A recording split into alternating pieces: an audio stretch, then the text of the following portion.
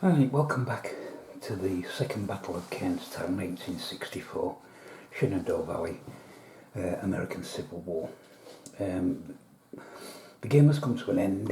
I'll show you the big dice. It's turn 6, and there's only 6 turns in this scenario. The battle's ended with, let me zoom in a little bit. Let's start at the far end as usual. See if I can explain what went on. Right, I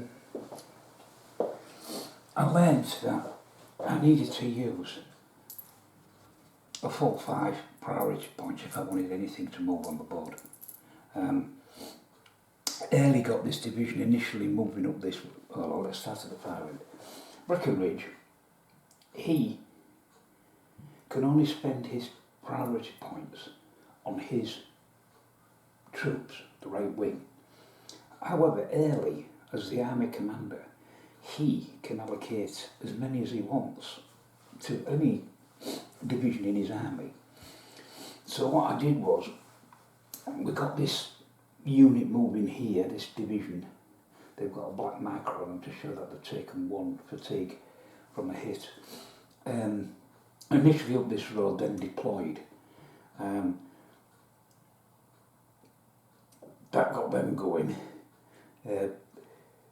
The Union pulled back, although they left the cavalry there, and the cavalry's got a white disc on them. They've taken 2 fatigues, hits from this division.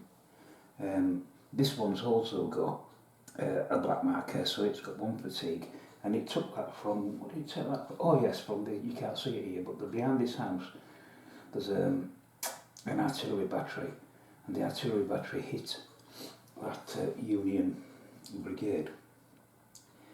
Everybody else pulled back. He's slowly pulling back, and of course it's now 7 or 8 p.m. in the evening, so it's dark now. So they pretty much cracked it, the Union. Now, if we come down into the centre, where are we? What can I show you? Best way of doing it. About here, I think. No, I'm not pointing in the wrong place. There we are. That's where you want to be. It's difficult to see with them trees there, but if I move this tree up the way temporarily, this Union moved up, it then deployed, and it forced the Union in the centre to pull back. This unit's got 1 black disc. It did take 1 fatigue hit from this Union artillery battery. Again, this unit never moved, never had enough points for that, same as the one back over by the bridge there from Breckenridge, never moved, never had enough priority points. What I was trying to do, but it's too little too late, was let's come out a bit so it gives you more context. Down this road galloped the Confederate Cavalry Division. The idea was that he would get to here, then shoot up behind there, maybe capture the headquarters, or cut off the Union retreat, but I ran out of time. It was a good game. I mean, there wasn't a lot of action here. They did eventually get into action, but that was more down to me incorrectly using the priority points. I'm trying to use 2 and 1 and 3 and things like that. I quickly learned that that's no good. If you want something to definitely move, you better spend 5 points on it.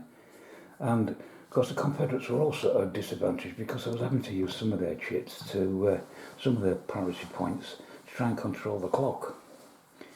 I think I won control of the clock. Let's see. I think I won it in turn 5, and I was able to slow it a bit. But I think, if I remember right, at the end of turn 5, when I was trying to move things, and I still had some priority because I still had some 3s and things on the some of the divisions. But I think red and blue dice both ended up rolling a 5 or 4 or 5. It was enough to finish the clock, finish at 10. And then the Union won the 10 o'clock on turn 6. They rode really well for the 10 o'clock, did the Blues. And that was more or less it. That was job done. The Union realised the mistake. General Crook slowly withdrawing, and of course now nightfall will drop down, and so he'll be able to withdraw his troops further north down the valley, and so escape what was potentially a nasty battle, nasty ambush really. But that was due to my ineptness really with the mechanics of the game. Next time, if I play it, well, I will be playing it again. Next time I play the Ultra Freedom rules, I should be far more aggressive with the priority points. Now I know how it works, now I've got a feel for the game and realise just how important it is to, if you want a unit to move, you better give him 5 priority points, because if you give him 4, maybe not so much 4, but if you only give him 3, chances are that clock will run out and you'll never get to move him. So I've learnt that. A good system, good game. I'd like to a bit more fighting after all this setup and doing, but again, that was down to my fault. I didn't use the priority points correctly. It was only a short scenario. I should have got things moving early. It was turn 3 before I really, the penny started to drop and I started to use things properly. And probably turn 4 really. So it was halfway through the battle before I even sorted out what the hell was going on and how to best counter it and take advantage. But it was very enjoyable. I shall look forward now to when we do the Gettysburg campaign, because we'll be using Ultra Freedom rules. It's pretty straightforward, pretty simple. All these little nuances of the commanding officers and brigade wing commanders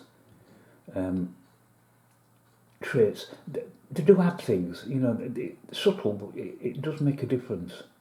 I didn't need to use any rallying, I didn't need to use any getting rid of fatigue, because it just didn't last long enough, to be honest, the battle. Nobody built up enough to be really concerned about. But in a normal battle, of course, it would do. So I think that's it. I don't think there's much else to tell you. I can recommend it. It's very, very good game.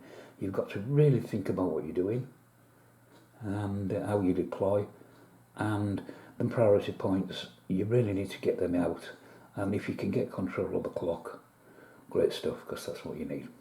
Okay, it's finished now, so this will be the last part.